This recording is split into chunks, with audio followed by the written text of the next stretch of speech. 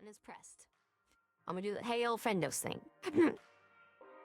Heyo Friendos, Heyo Friendos, and welcome to another episode of Worm/Parahumans with your host, Belly Goldheart, and our super guest, Fallen from Glory. Yay! Yeah. So what's the plan for this one? That's gonna be weird, ain't it? Right, so today is a special episode because we kind of rushed the last episode. We kind of glossed over some stuff that we wanted to go more in depth about. And on top of that, Yeah. there are some updates about some stuff that we wanted to talk about. Like in terms of like the theory stuff, and also the next arc was an interlude arc, and not like I kind of forgot there was a whole Wards arc, which is pretty short. So like we're gonna But insightful. go over just it's because it's a really short arc. We're gonna use the extra space in this episode to reiterate some of our thoughts over some of the older stuff. And check back in with a couple of theories.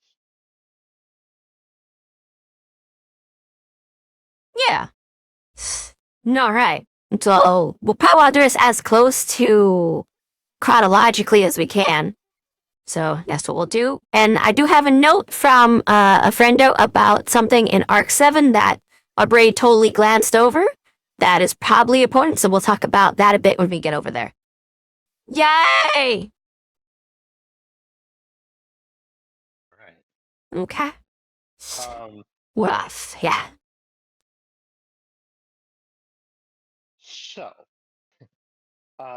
back in Arc 1, was there anything that you've read up until this point that has majorly changed the context of what you read back at the very start? I feel more validated in what I was thinking with Arms Master there, but at the same time, but has sort of tweaked a little bit. Like it might not be that he would, kill her or something outright, like I was thinking should be worried about it being, but rather that he might do something utilizing the system in play to sort of downplay what she did or do something else like that in that sort of direction with what we've seen him do. Like he is willing to kill people and stuff, but is he willing to do so just for a little bit of glory for this? Or would he be more willing to do something along the lines of taking credit and devaluing somebody, or, saying them in a different direction? Not sure. I feel like his threat might be wider reaching instead of just something directly violent. So for me, that's a big one. And Lung's behavior and importance to the ABB, I feel more justified in my feelings about him. But simultaneously, when we learned that he was a mixed race, that he was Chinese and Japanese, it helps a lot to explain why his brutality wasn't just met with like more force from the different leaders, but eventually did lead to him uniting them. So, yeah, it's really cool. I like that there is a lot more gained from that, and sort of set up for future events that happened with them. So that was cool. That's basically all I got there. Okay. Yeah. Oh, and that Scion later on we get a bit more theories about how people were thinking powers might have originated with him. Like in this chapter 9, we get one of their theories and stuff. So when we look back at it from this perspective there and stuff, we can sort of see like how people might have come to that decision, but simultaneously why it's probably not the case, because he is helping people, lifting people up and stuff there. And we don't see necessarily people who are saved becoming humans, but rather someone he's like touched directly. Later on, being someone who became a parahuman. That was what I was looking for. So there's a reason why that theory could have been instigated, as well as why that theory is not like have happened, just based off combining what we saw at the beginning with what we hear about later. So yeah, that's what I got. Mhm. Okay, yeah, I did want to bring up your Yes. thoughts on Scion from back in the very first interlude. Um, so yeah, because now we've actually seen him, right? It was very very Yeah. brief, uh, but he did show up Yeah. in Arc 8 at the very end and save Brockman Bay. That's pretty chill. Oh yeah. Exactly. Um, And he showed one expression outside of his standard look, so that's important when we get back there. mhm. um, yeah, and I was impressed with your initial suspicion of Arms Master. Um, because like the story likes to present itself early on as being like, hey, we're a superhero story, right? And so when you see like the leader of like the local hero team, you're kind of the thought process is supposed to be like you're supposed to be comparing him to like Superman or Batman or like Iron Man or something along those lines. Um, a lot of men, Yeah. uh, right? And Oh. so when you're just like, nah, Oh, right. this guy's suspicious. Mm. Mhm. Yeah, he's a something's fucky wucky with that ducky. Yeah. Um, I, I do want to point out that we did just get a third person to start reading this, and they've just finished arc 1 basically, and there's this thing where we were describing like our stuff of like how they saw Arms Master, and then how they saw Taylor, and how all three of us saw Taylor. It was really interesting. Do you want me to just read what he did there? Yeah, so like yeah, so Uh, this person might have the hottest take of Taylor I've ever seen, which is very funny. And so I kind of wrote down a very brief uh explanation as to a comparison of how the three of us all kind of came into the story initially seeing Taylor. You can go ahead yeah, and read it yeah. out if you want.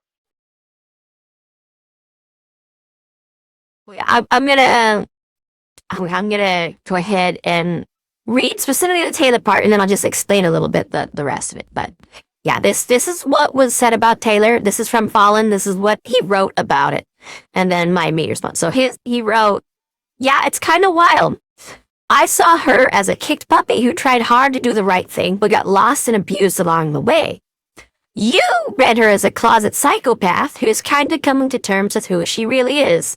And they are like, you're 15 and have no real parental figure in your life? Get your shit together. And then I said, the three genders. It's true. The puppy psycho and post. And it is Jeez. wild. Woof. Yeah. Yeah, I've Yeah, never heard that woof. take And on early Taylor before. That's for sure. Um, I man, I mean, it makes sense though. Like we're all coming from different places of where we grew up and what we were around. Like that's woof. Yeah. that's fair. Uh, yeah. I've never known a 15-year-old Woof. who has their Yeah. shit together at all. Period.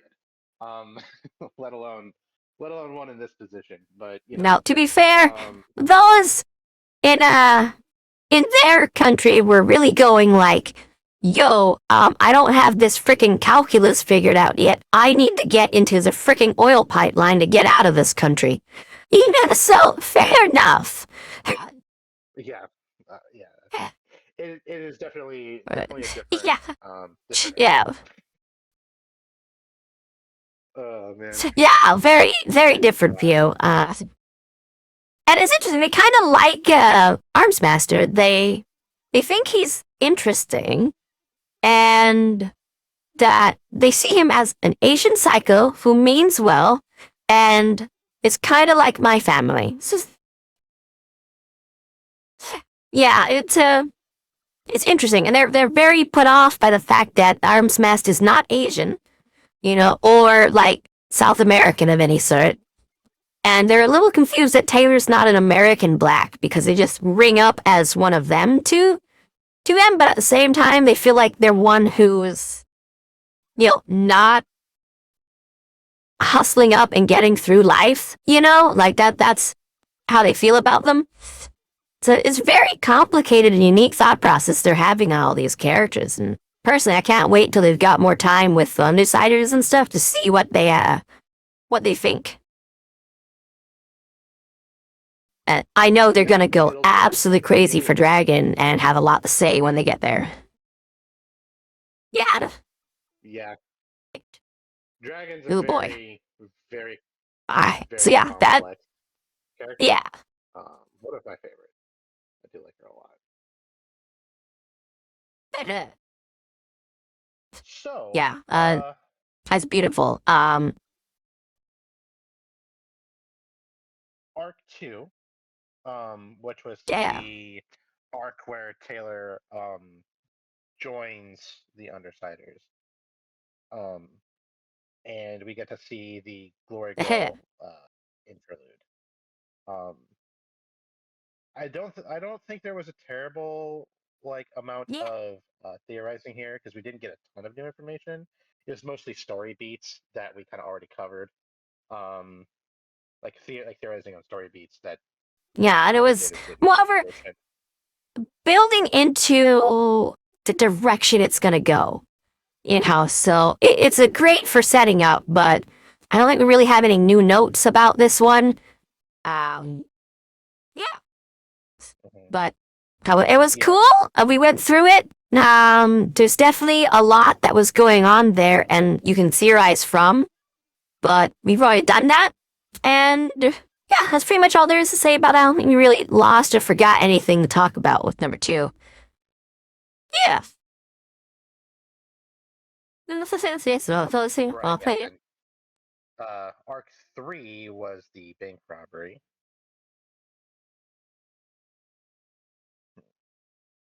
Yeah, which definitely feels a lot more now. Woof. Like, yeah. Oh boy. So in that one, we now know that Coyle did use it as a distraction and did kidnap somebody. Like that, I felt those notes were being hinted at in that one, and it was 100% what was happening. See, boy. Yeah, I have, well, I feel good about that. Yikes. The contacting Arms Master, it really stands out more. Like, when we're looking back on it, originally I thought there was a different personality or something of that sort to Arms Master. But now it looks more like a high blood pressure issue or something like that, where he reaches a certain point or gets there and he can't go down. Like he goes from 0 to 100, and if he does reach that 100, he stays at 100. That's kind of interesting. So it has a different set of implications about him as a character looking back at it. Yeah, you did have several theories on this, kind of mostly centered around him somehow being like two people or having two minds or something along those lines. And obviously in my head, I knew that later on we'd learn some information that uh, explained the drastic behavior shifts, which we did kind of get, right. We kind of already went over Arms Master's whole thing, and why he kind of went from kind of had that jump there where he got, because he took all the credit for the thing, for capturing Long, he also got all the blame for almost killing him, which was Prayer entirely happened. Taylor's fault. Especially since he couldn't Not put it on anyone else. Like, there were no other villains around or anything that he could really state were capable of having applied those to Lung, especially when he keeps her out of the picture. So, yeah, he had to take the full thing and lost his leadership status for a week or something. Yeah, that was rough. Which actually sucks because if he had given her the credit, what would have happened was is she would have been forgiven, right? Because it would be entirely self defense. Yeah. She had no training, right? Mistake, like it would have been Lung's fault for initiating a fight that he lost and got killed during, right, against someone who was fresh on the streets, new to their power, didn't know their limits, and was also terrified for their life. You know what I mean? But Arms Smash doesn't have an excuse because he's like a professional hero who's been doing this for a really long time. He's like a leader, right? So he is supposed to know, like, those limits and everything. So, whoopsie. Yeah. Yep. And the guy literally lost his ability to produce future children. He lost his bowels, possibly more. And that does explain his motivations moving forward and why he went down such a dramatic, like path of like, well, I might have had a plan to take over the city over like a generation or two or whatever my plans were, but now everything's got to be ramped up. We got to get this done. We got to go. This is my last generation. I will get this done. And yeah, it really does explain why the ABB went the direction they did. With. Yeah, and then yeah, your theories about the bank were pretty spot on. Like, why would they bother robbing a bank in broad daylight? Yeah. And the sort of answer was like because it's smoke and mirrors, sleight of hand, something else going on. Totally nailed that. Yep. Um, I don't think we've had any major updates to the like And remember, panacea situation yet. As to like what the fuck's going on with her. not really. But we did have her role play out again when it came to like the end of arc 8 there, of her reacting to Amy reacting to Taylor and Tattletale, Lisa's situation and actions to move their storylines forward. Because if Amy had just taken the time to reassure, Taylor at that point in the story, it would have gone a very different direction. But because she didn't, and she just, basically played with her and toyed with her, that led to Arms Master's retirement directly. It did, because he might have been able to keep working even missing a limb, but after what he said and did, there's no way. And that meant that, Skitter, is cemented in as a villain, whereas they could have become a member of the wards and start helping people. Like, all of that can be placed on Amy not taking the time to reassure someone who she was helping out, and instead to toy with them in their time of need. Honestly, it doesn't feel like she should be. Yeah. Yeah, and then that can be traced back to the moment at the bank, right? Because the reason why she did that to Skinner was because of being in the middle of that bank robbery and the things that Tattletale said to her. The bank threw her the fuck off. And right, yeah. So she would have never had to deal with Tattletale if she. Well, here's the thing. If she'd done her job right and gone with the people she got out of the bank, she would have never encountered Tattletale in a space where Tattletale could have communicated with her. If the heroes who were young had played to their actual roles, none of these events would have happened. And it's really fun because, like, even when Glory Girl shows up, they continued to together not play to the roles expected of heroes, especially of their types. And that wound up costing everyone long term. So it's pretty wild. It was like all of those mistakes. Yeah, and their fates are intertwined.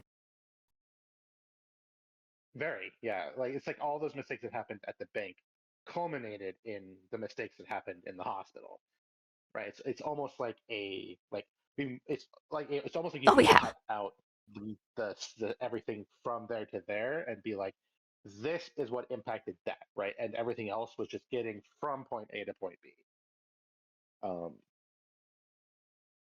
and Yeah. yeah, Yeah, it's really cool. it's Um, yeah, and the bank robbery was was like the key like part of the kidnapping that has now defined Taylor's relationship not just with Coyle but with the other Undersiders, right? Because she might be a villain now, but she that doesn't mean she's and like the that bad too guy, right? might even be the reason that Leviathan attacked. We don't know yet.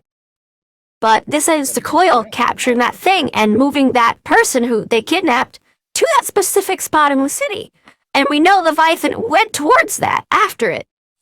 So whether it's after Coil or that or whatever, or doing something else, or that's just a bonus objective it has, you know, for all we know, the whole reason Leviathan is there is because of how this stuff at the bank happened and what led up to actually going to the bank. Like if Armsmaster had played his role right at the beginning and still help Taylor, hey, we'll help be here. You don't have to take credit for this to become a ward. I can help you get in there and, you can be a hero and we can all get there.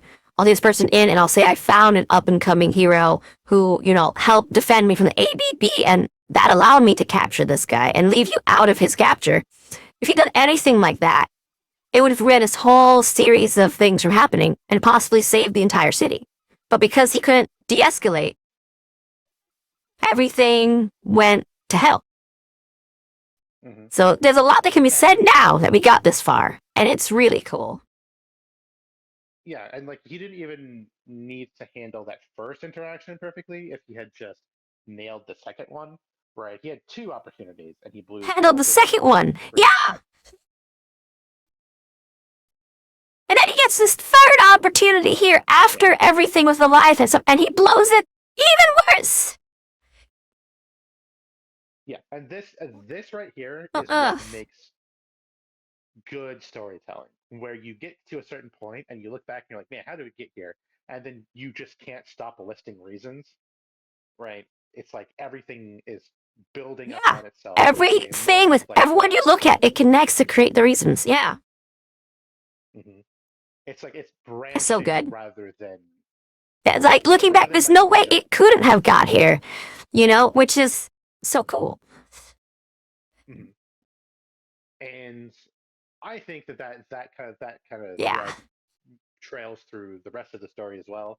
Um, there are points of contention, um, I think, where you might look at some things and go, mm, I'm not Yep. entirely sure about that one, but they're fairly minor, especially in comparison to many, many, many other very, very popular and successful like series out there that make much more egregious mistakes.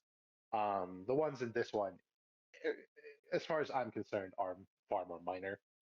Um, a lot easier to explain. And that's the other Yeah, I thing mean, is look it at Harry depends Potter, on for the world example. and the setting. In each Hmm? book of Harry Potter, the story elements and the things used within it all make sense. But when you separate it out and look at from one book to the next, it doesn't because the logic box for each book is different. Like, why aren't we using the time turner when we're facing the Dark Lord? Because it made sense in the context of the previous book, but it would completely destroy the current book, that we're on when fighting with him. So this story might have a few things that are a little wibbly, a little wobbly when up, but nothing on that level. Yeah, I think the web serial aspect of it actually does kind of help it a little bit in that regard, um, because there is no clear separation of all right, this book's over, this book starts, right? There's no like clear point where the story where it's like at the end of a story is Yeah. the start of a new one.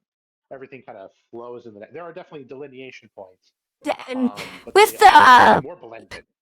rate he was writing it, everything is still kind of fresh from the previous week, so it hasn't had time to like fade away. So yeah, that's very interesting. hmm Oh, man. Yeah, there are definitely too many stories out there that people haven't that have been written Yeah. where someone goes, "Hey, in book six, Why didn't so and so do use blank from book two or talk to Y from book one? And they're like, and the author's like, oh right, I completely forgot about that. you know, it's just been so long. Um, so Yeah. when you are going week to week to week to week, writing Yeah. No. two chapters every single week for years, you don't forget that stuff. Mostly. I will say there might be a couple of things that were forgotten later on from years prior. But again, there's the impact is much much lower. And it's a strength I think of the setting that Wildbow has built, that you can find those plot holes and in the wider context without Yeah. stretching too far, explain them. Be like, oh, well, actually, because of the way powers work here and because we know X and Y, this actually makes total sense. Right. And Yeah. a big Like, thing even the about concept of having the stranger powers in the world could explain why someone or some aspect of a thing got forgotten, because there is this aspect of existence where some people can generate or do these sorts of things, and it might move beyond them even. So just in and of itself, that does some stuff for the setting that other stories and settings don't have, Mhm. So that's just one tiny aspect of this And one that helps. So I know. There's a lot. yeah, and it doesn't feel stupid and hand wavy like other like superhero stories where like, oh, someone could have this blank power to do this that would explain it, right? But like in those settings, right, powers come from a Yeah. billion different places, and you'd be like, oh well, in that case, fucking the Earth's only spinning because like John Deere farted one time 30 years ago, Yes. right? Who fucking you can just say fucking whatever, and it feels Yeah. like bullshit. Um, with this setting, there are much Yeah. more I think things the that you closest one to getting something right, I think it was DC or something where it had it at the like end of time or whatnot to also become the beginning of time with like the two aspects of good and evil facing each other as two entities. But it took them how long to get to anything that reconciled the story, where powers come from, and anything like that? Like over 40 years? Like, what the hell, man? Build your cosmology know. first, guys. I mean, yeah, here's why I don't like comic books. That's That shit bothers me. Um, just, but yeah. yeah, I mean, Oh, yeah. there's lots of stuff in this story that I know that first time readers point at and be like, why did this happen? Why did that happen? This doesn't really make much sense. And I go, it does because of things that happen later on, information you learn near the end of the story, retroactive, like everything that you think doesn't make sense or is a mistake or is a plot hole. Almost like 99% of the time, it isn't. You just haven't learned the the information you're looking for. Oh, yeah. I Yeah, want to say this. that's a really So, easy. when the ancient, like, Abrahamic peoples made big books and things like that, because they didn't put things in the book form normally. They would sing them or tell them or speak them, and if they wrote them down, they would do certain things. But there was this tradition they made of if something, like when you write something, you write it in at least three pieces. And the first, okay, it's a piece in the center. Let's say that. Let's say you start with the piece in the center. If there's something you're confused about on that piece, it is directly spoken to and about from the piece before it and the piece after it. Like those things are used to the left side and right side, both directions are used to talk about the previous one. And that includes not just with a page, with a chapter, and with a story. Like the stories, you put them into order so that they explain the other aspects of these other stories so that it all makes sense. And when they were setting up like the Bible, and so they put it down in that form, it was set up like that. So when you had these questions, instead of just saying, well, the whole book doesn't make sense because of this one aspect, you would go to the things to either side of it to try and figure out, well, what's it actually saying about that aspect thing that I'm confused on? And you would have your answer. So what's nice about this one is it doesn't do that necessarily, but it does continue to carry the things forward and explain the things as you get further in. And sometimes looking back at that thing and then at the explanation, maybe you go, oh, that works. It makes sense. So, yay. I think I just had an epiphany. Wait a minute. Okay, wait. Okay, I understand everything you just said, right? Because I was raised in a Christian Yeah. household, right? I read the Bible, and that is one thing about reading the Bible. And don't let Christians out there gaslight you, right? Because what often happens is people quote Bible verses and say that they mean something specific. You can read a bunch of individual Bible verses and interpret them one way. You go, oh, that very clearly means this. But that's not how you're supposed to read the. You don't read the Bible one verse at a time. Every verse Yeah. provides context to the ones before and after it, right? That's how those people in that place in the world at that time wrote. Um, and it's just occurred to Yeah. me that this web serial is structured almost exactly the same way. Oh, Like well, I finished. there I'm going to have are such a good time reading back through and checking through stuff. it's because each of the arcs is named something, right? And then within those arcs you Yeah. have the numbered chapters, and Oh, man, they're you're almost right. like you know what I mean? Like it's like each so like if you Yeah, think of I each of do. if you think of that as am I crazy here? Like are they kind of are like this is the story kind of structured I like see, dear. I verses? think you're right. I didn't Yeah. hear any of that. Oh, that's so So cool. okay, Well, so I'm not completely nuts, but that's cool. Yeah, I'm in agreement. You're not nuts. There's definitely some inspiration from that on the way this is structured. Yeah. Wow. yeah, I think it might.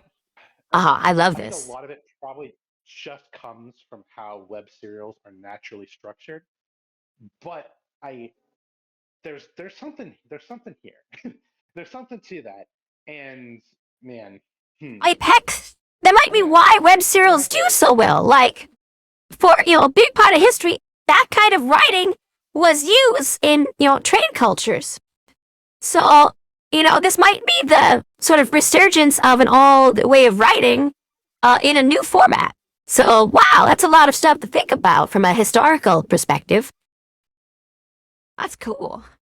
Huh. Well, that's a note. We'll put a pin in that for right now because I need to go back and reread some stuff, look over some stuff, and make some Yeah. comparisons because I've got some thoughts in my head all of a sudden. Yeah, because it's just there's just huge sections of the story that just change drastically, but they make total sense in context between the things that came before it and the things that come after it. And then when you get to the end, it recycles back to the Yeah. beginning and explains the stuff that happened at the very beginning. Uh, Oh, okay, that's awesome. interesting. I love that. Oh my goodness. I think when I finish this one, I might actually order a bookatized version of it. If they don't, oh, we're just about to do 4. We just finished 3. Yeah, Uh, yeah. I, Wow. maybe that Okay. Anyway, book arc 4. Right. This was where they dealt with Okay. um uh Uber and Leet Bakuda and and meet Akuda. Uber late. Yeah.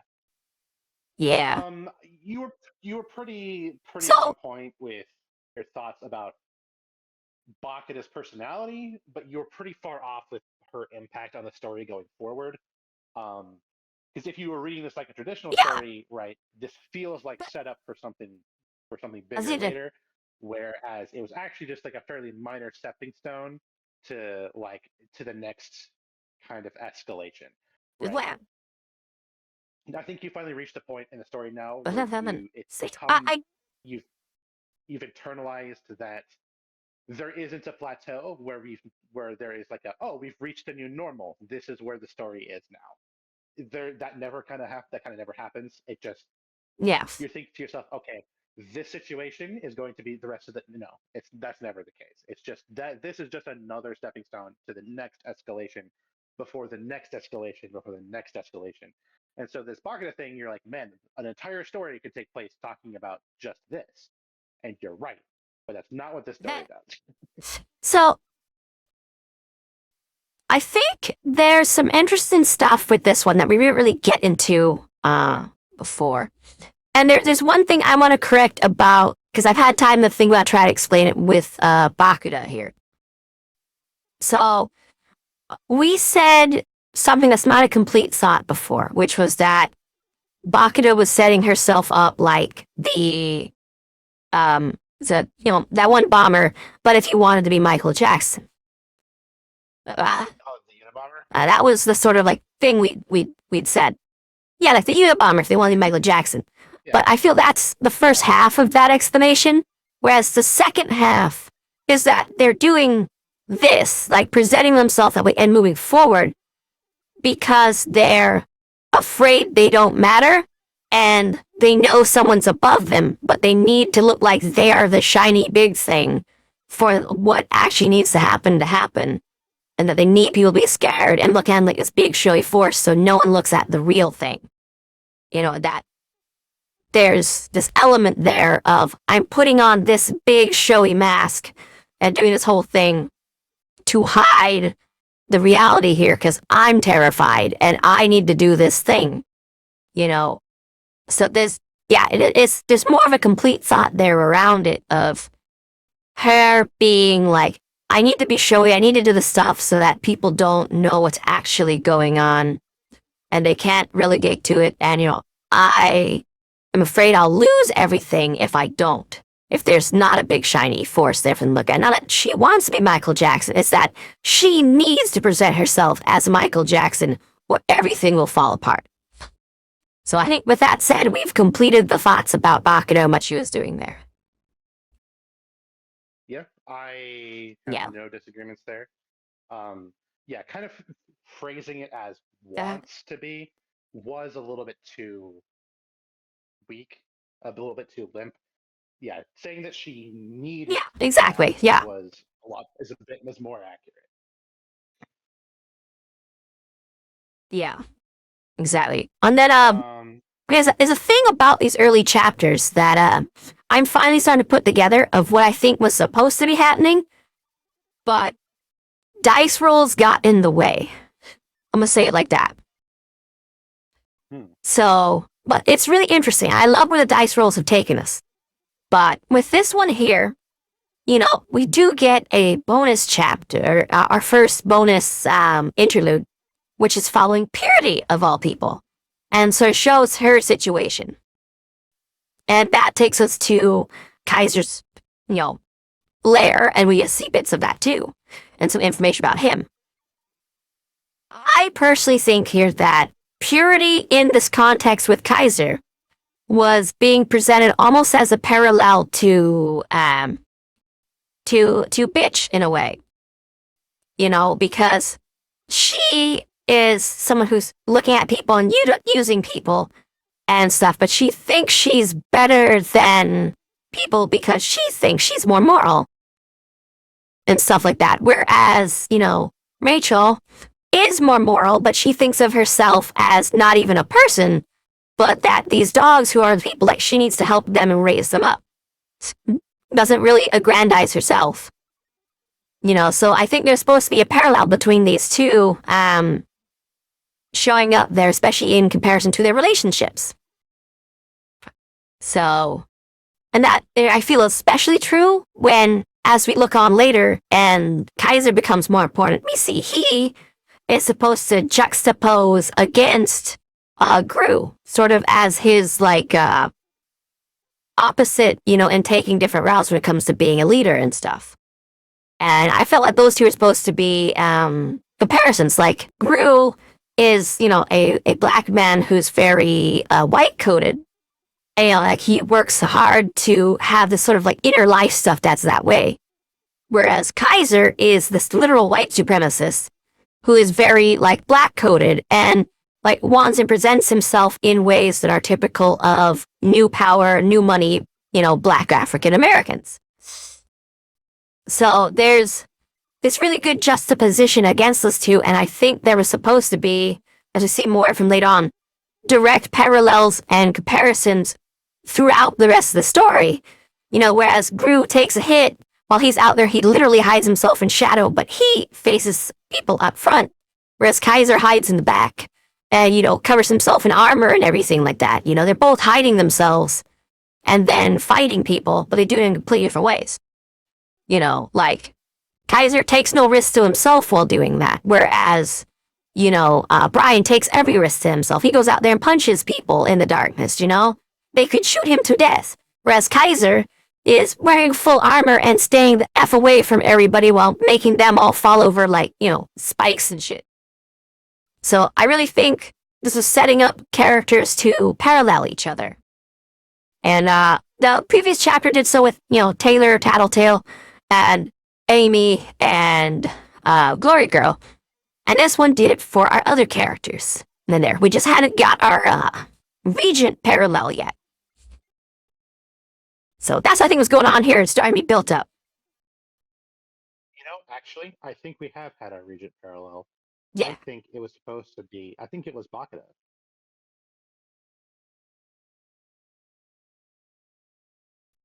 Yeah, because she's using people and making them do things and stuff. That was what he does. And the way she was going about it was like if he'd just gone full ham into his hardest powers. Mm-hmm. Yeah, it's really interesting. You're right. She is sort of his build-up and his opposite. Oh, that's really cool. Yeah. And you even had that bit there where Wow. where her like threat was what revealed the fact that he has some sort of ace hidden up his sleeve, right?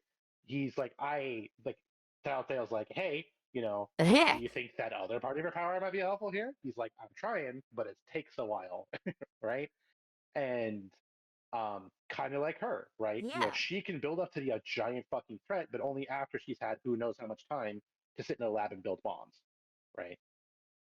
What he's saying there is like my power is also a really big fucking threat. Wow. A really long time to build up to, right? Yeah, I think there's definitely a lot that could be. Oh, that's awesome. Yeah, I feel these chapters were about building up the juxtaposition between different characters and like their parallels. Yeah, that's so cool. Yeah. Yeah. Yeah, I don't think we got much else to say on this chapter because we had one. Well. Yeah, I think so too. Yeah. But I do just want to say that there the two major ways that you can highlight your character is to put them against their opposite or to put them against their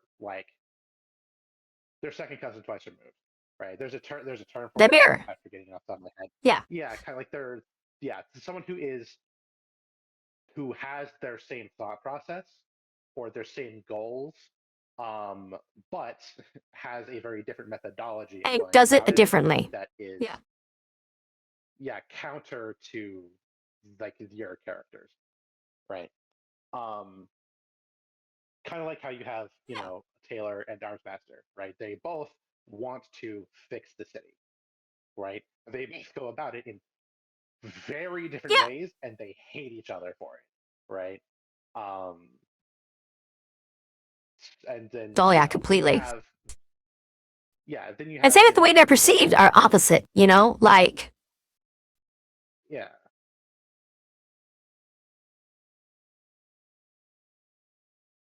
Go ahead. Yeah. Oh, that's so cool. Well, I'll say, and it's really interesting because the way they're perceived is still opposite. And the way they are underneath, because we're talking about the other person reading and their interpretation that Armsmaster is psychotic. And if he and Taylor are both psychos who have gone completely different ways about things and stuff, they're really like, like the mirrored reflections of each other different ways. Like he's got a power that makes him super acceptable to society where, they can track everything he does, put it down on paper, and it's super great, awesome, amazing. He gets to be the leader and everything. Whereas Taylor has a power that, keeps her from society, makes her look villainous and whatnot, and is one you want to keep secret and not have notes on and all this other stuff, So they create these two big juxtaposition of same mental thought process and same goal, make city better and make their lives better and, get known for making things better and doing things to be good, getting praised for that. And then the way they go about it and the way the world treats them is entirely opposite. Mm-hmm. So yeah, that's really cool. So yeah, I think that probably kind of wraps up our thoughts on 4. Arc 5. Yeah. That was when everyone kind of got together and was like, hey, we need to do something about the ABB. This arc was the one that threw you off the most, I think. Yeah. Because this is the one where you led in going a completely different direction than you thought. The end of arc 4, you had a lot. Oh yeah, 100%. And they were all very far off, which is fair. Again, Yeah, they were all squashed almost instantly. Yeah. Yeah, but that's not what this is. So, yeah, arc 5, Taylor's out of it for most of things, and then gets back into it and takes down Long a second time because fuck that guy. We get to meet a lot of people. Yeah. Oh, right. So, since the story goes a certain way because of dice rolls in Chapter 8, we get some interesting things looking back at this chapter. So looking back at this one, with that being said and how that rolls up, I was talking about how Kaiser felt like a weak little clam, and then later he winds up getting killed and almost snapped open like a clam, but whatever. The thing is that he has a point in here where he and Gru are talking, and he's speaking to Gru as if Gru can't control his people. But the reality is, looking back at it now, is that he can't control his people. Because the way Hookwolf is being, Hookwolf sees himself as his own leader, as his own, source of ruling this place. And Purity is, there to do her own fucking thing and has super genocidal lunatics right under her, and stuff. So none of these people can he really control, and Hook was yapping, and there's nothing he can do about it. He can't even say, settle down, Hookwolf. Hookwolf is just jibber-jabbering the whole time, making everyone look like a weak bitch, and risking Kaiser's life. Why didn't he do anything about that? Well, it's because he couldn't. And, now, we know that. There's this context added there. I still think the way Hookwolf was handled was cartoony, but now there's more layers to what was supposed to be happening. So I have even more forgiveness on how he was presented. But I think, if the author went and listened to people who've been through these sorts of situations more, came back here, they could rewrite the way Hookwolf talks about things to still say everything he wants from it. But yeah, it's very specific, and there's so many things to what's supposed to be happening here with Hookwolf and Kaiser and everybody. And again, you introduce so many characters and all this other stuff there. I understand some things get left to the wayside. But if there's anything I would rewrite to drive home a point a little bit more, it would be how Hookwolf's doing the talking here, to lean it more in a direction it's supposed to be going and make it look less like he's just complaining.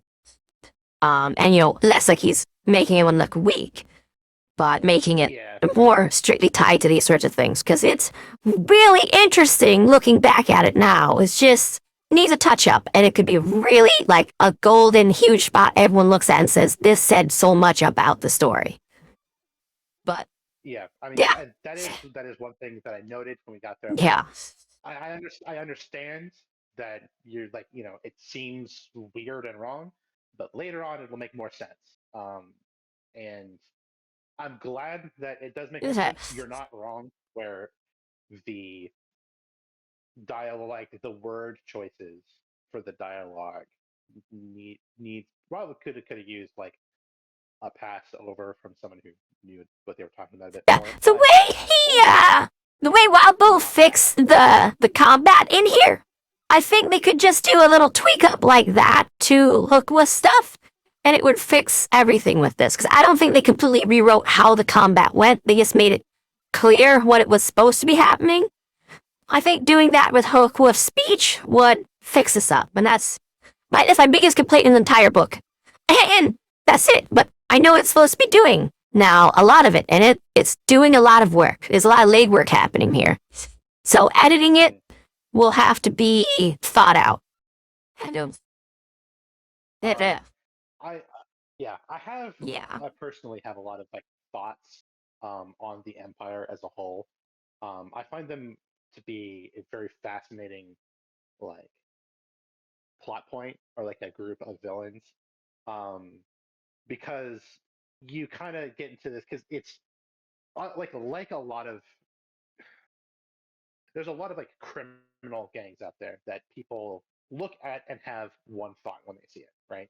Um, like like it's very easy to put all members of a particular group into one box, and I think that the Yeah. choice of using white supremacists here for the Empire was an inspired choice because it's very easy to just look at all of them and go, "Oh, they're Nazis."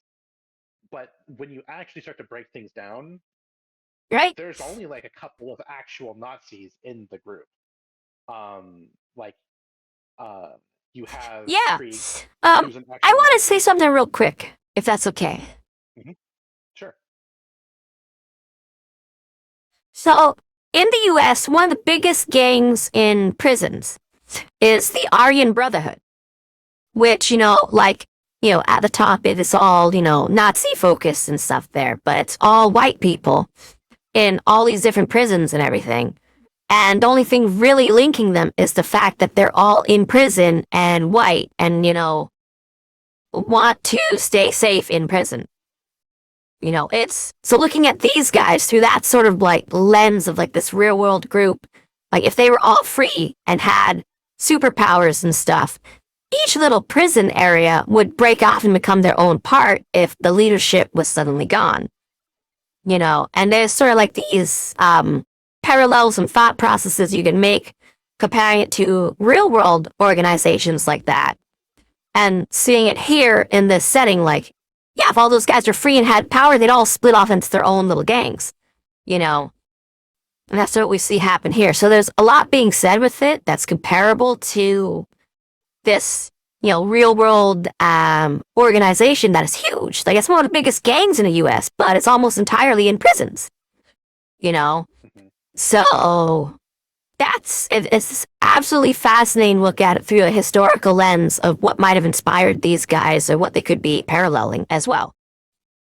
I'll let you get back to it. I And just wanted to say that. yeah, and kind of incorporating that and building on it. The history of this world is supposed to be identical up until the 1980s, right?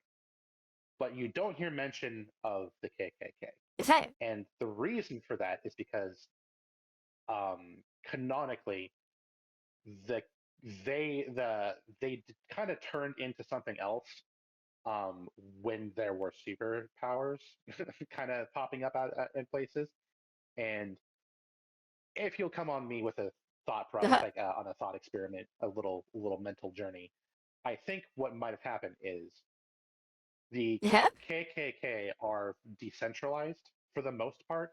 Like they have the way that they're structured is they have like they have someone that they all like answer to, right?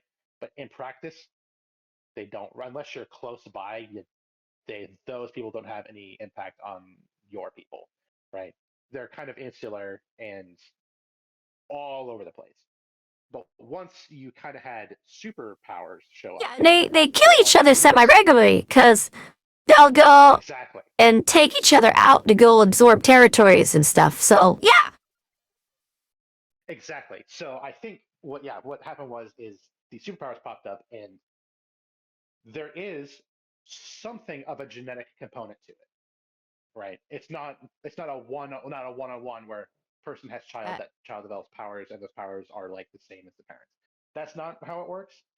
But there is something like there is genetics do play some part in it, and so I think what kind of happened is At least heredity, imagine which, yeah, you're in this like KKK cell, right? And you get some like one of your people gets superpowers, right? And you're like, shit, we got a power.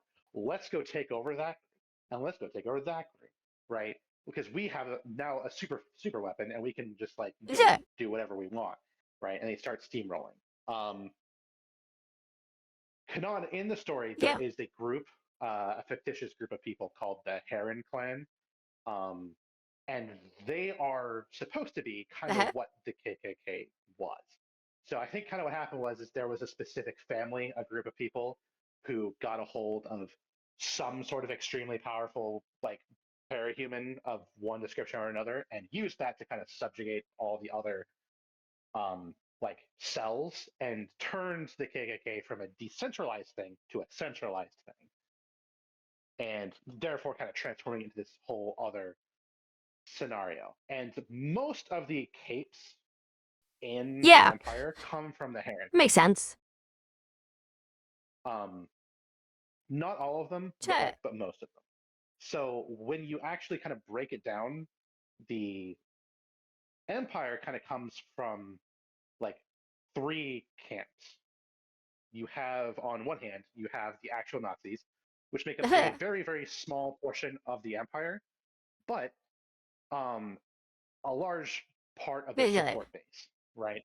So like they regularly get like help and support from the actual Nazis in Europe. And you have kind of Krieg and you have Night and Fog, and they're like the Nazis. Then on the other hand, you have the Heron clans, which are kind of like the, where they were supposed to be kind of the KKK, and they are a completely different thing. They are, white nationalists, and there's a philosopher, I forget which philosopher, but they said a great quote that I really like.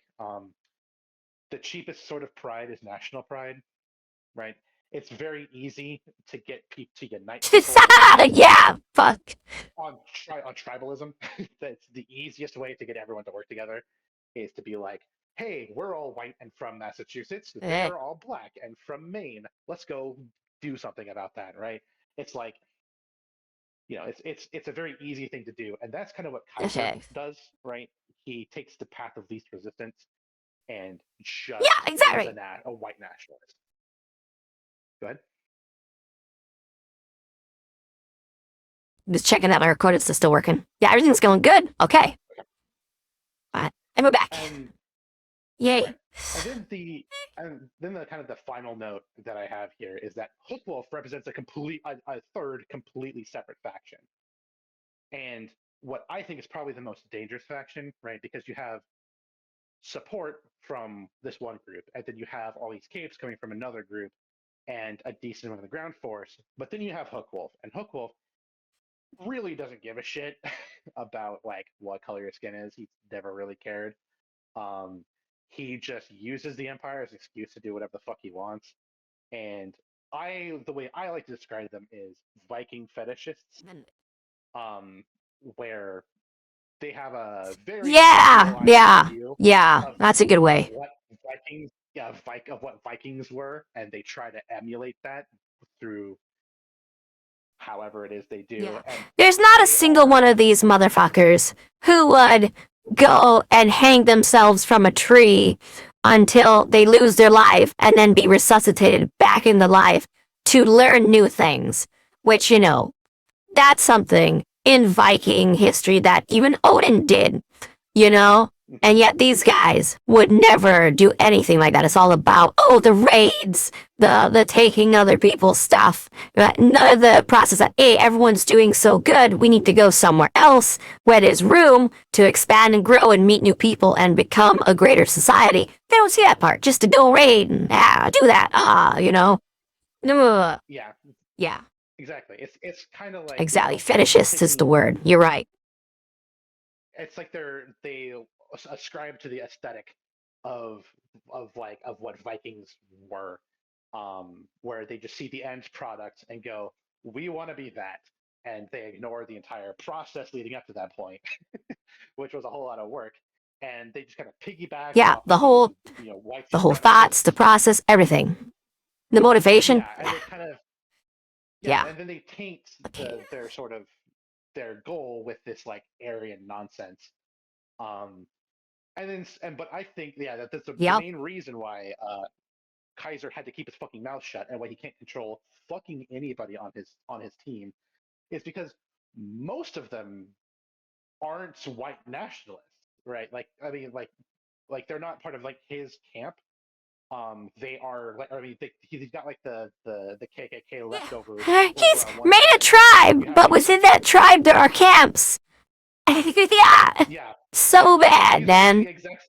He's Woof. unfortunately he's formed the exact thing that everyone's supposedly working together to fight against, right? And which is tribalism, Yeah. right? You're like, oh, we're all united to go take out those guys. We're the in group, you're the out group. But inside that in group are several several in groups, and he's just sitting there like, how the fuck did I make them do anything, right? And so he makes drastic decisions and They did. does insane things to get everyone on the same page and advance his own agenda.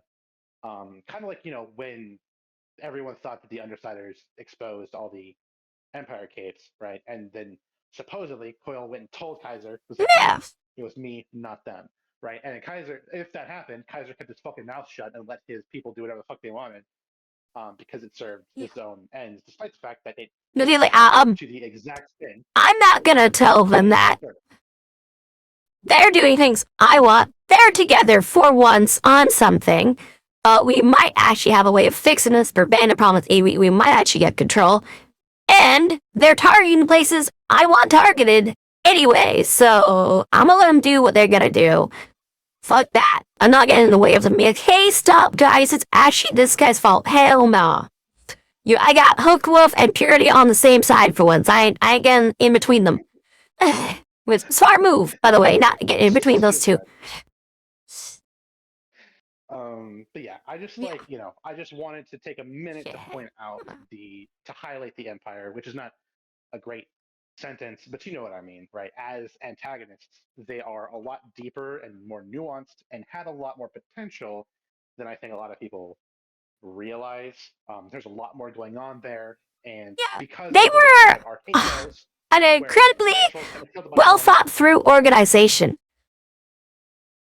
yeah, Yeah, very. I think that Wild Bow had a better understanding of that sort of criminal element, or at least had heard about them enough in history books or stuff like that to have the ability to create depth with them.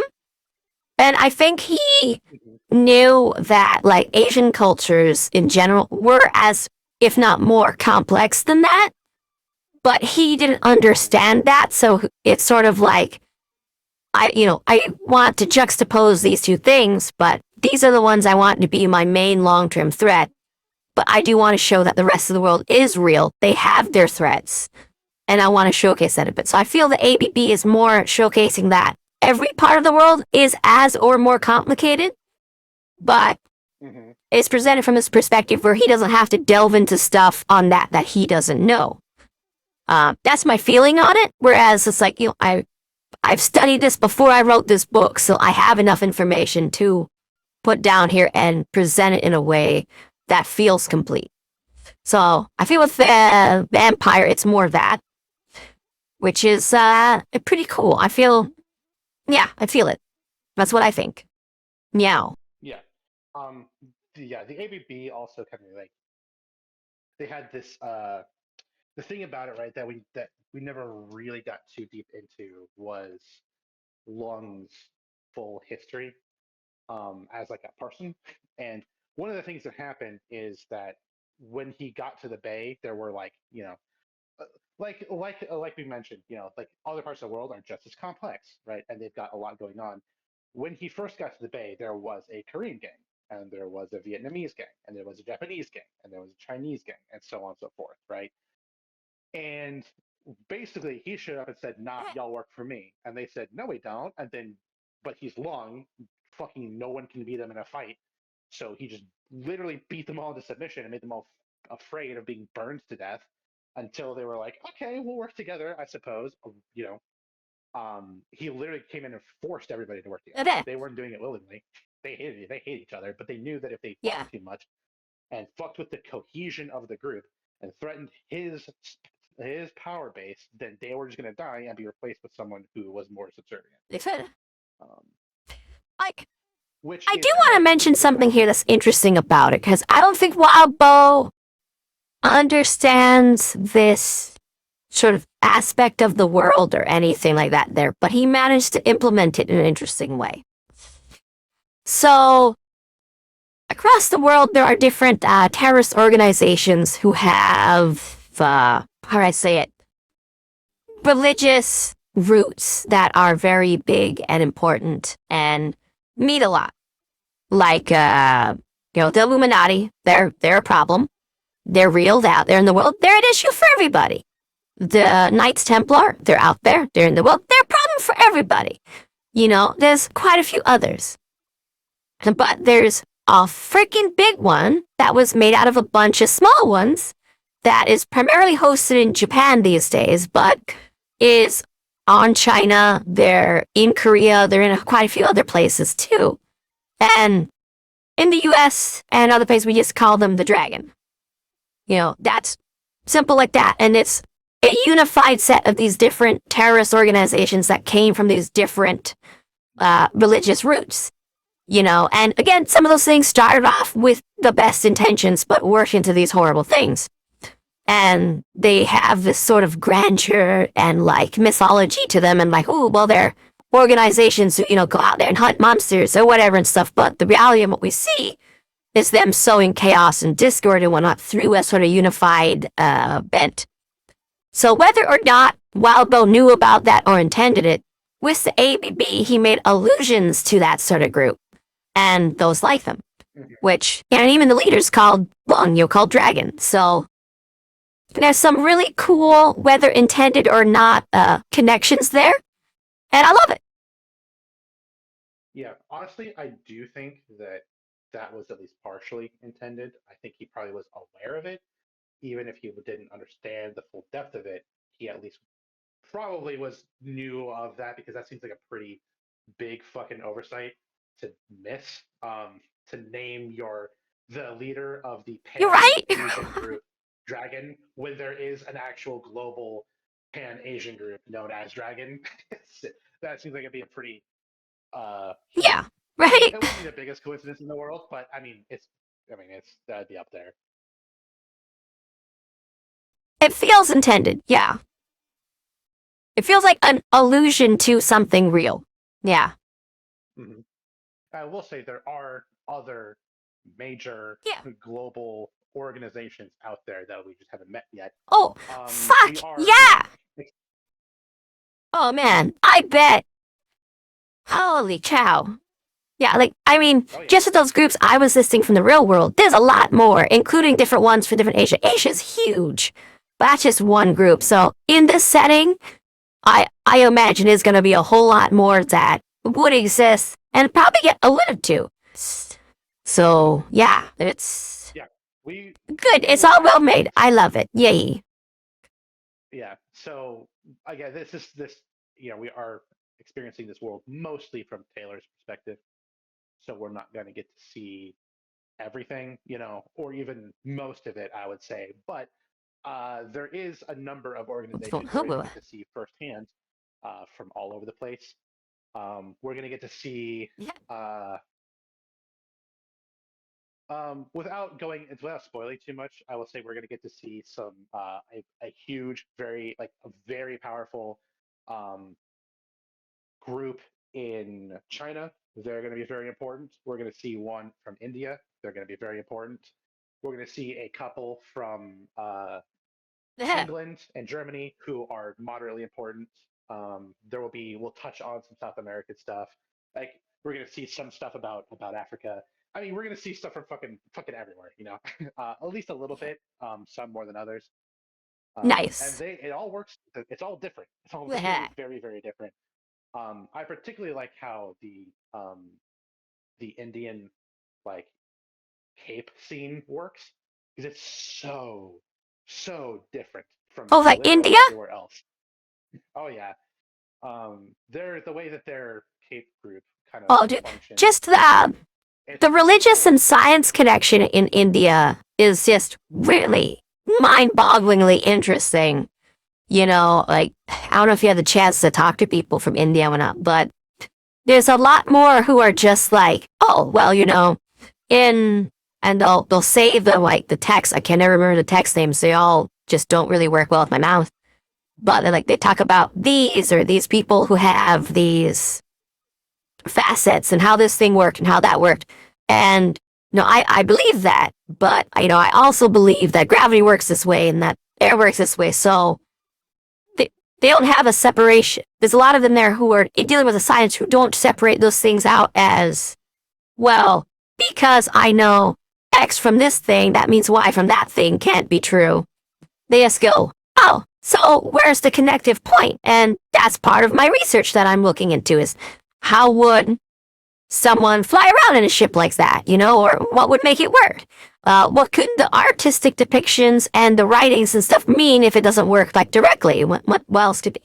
So there's a lot more of that sort of thought process with the scientific community over there, which leads to different fun ways of thinking and trying to problem solve that you don't necessarily get when you look at the West or the East directly in their classical institutions.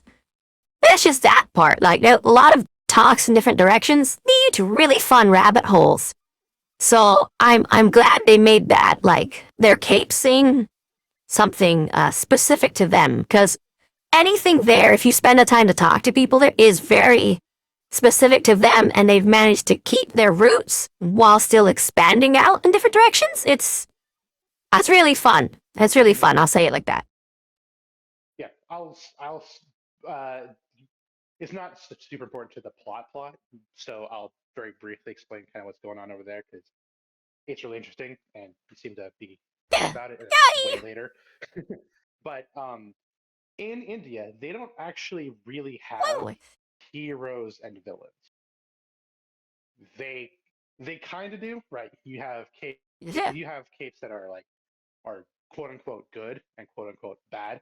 But primarily the delineation that they make is they have what's called hot capes and they have what are called cold capes, and that's kind of the main delineation, kind of the line that's drawn between them, where you have these big, bright, flashy capes that go out and draw a bunch of attention to themselves and are entertain kind of everybody and kind of keep people's eyes on them.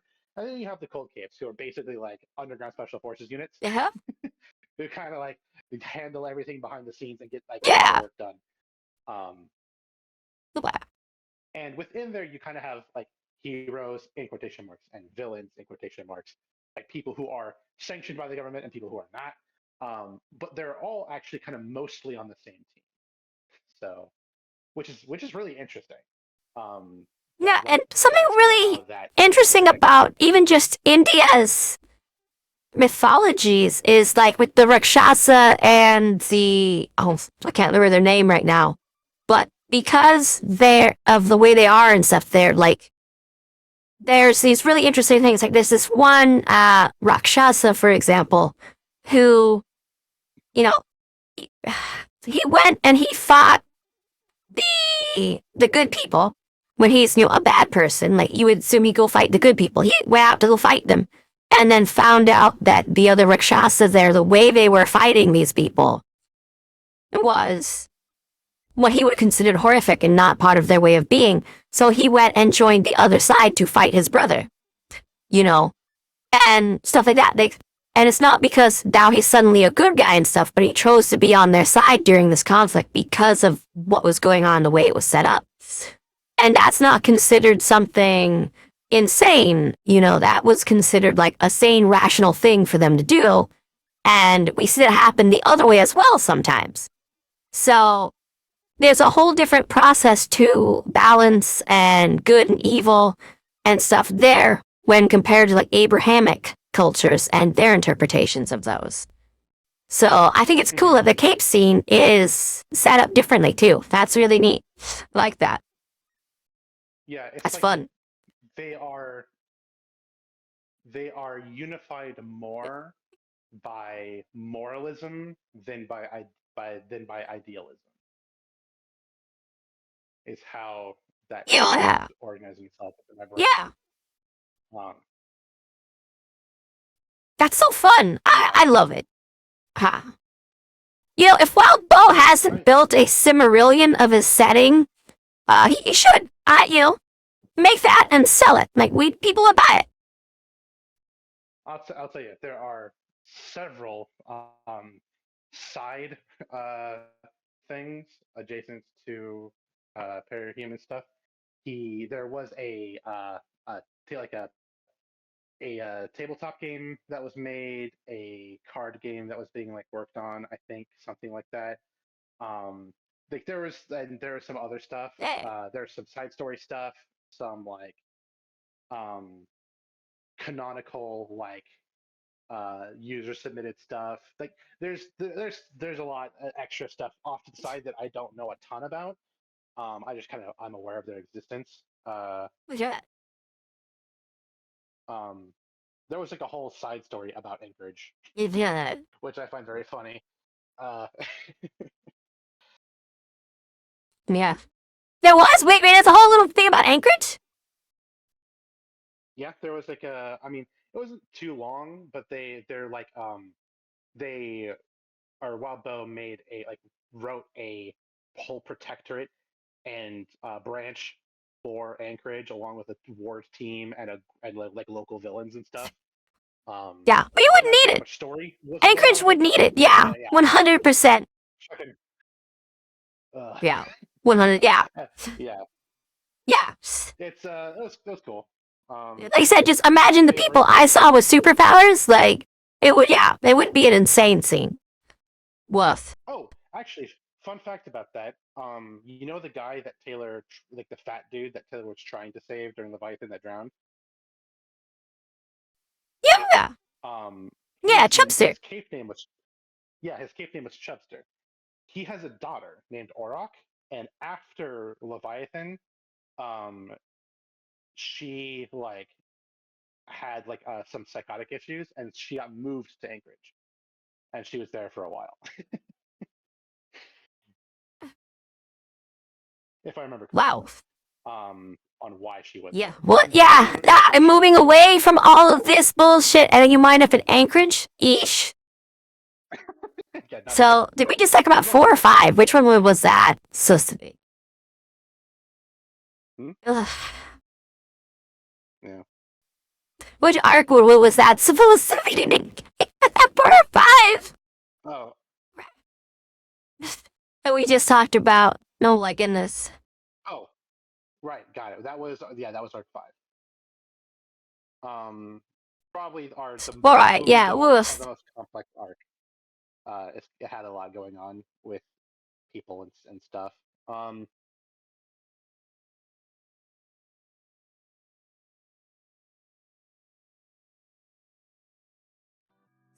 Go ahead, okay. Heyo Friendos, thank you for joining us on this episode of Parahumans with, me, Barry Goldheart, and Fallen from Glory. This is a recap episode. This is the first half of 2 parts of recap. Thank you very much for joining me. Leshy Friendos. We'll see you on the next one. Have a very good night. Toodaloo. Chow mein noodles. Bye-bye now. Bye-bye. Bye-bye. Diddaloo. Bye-bye.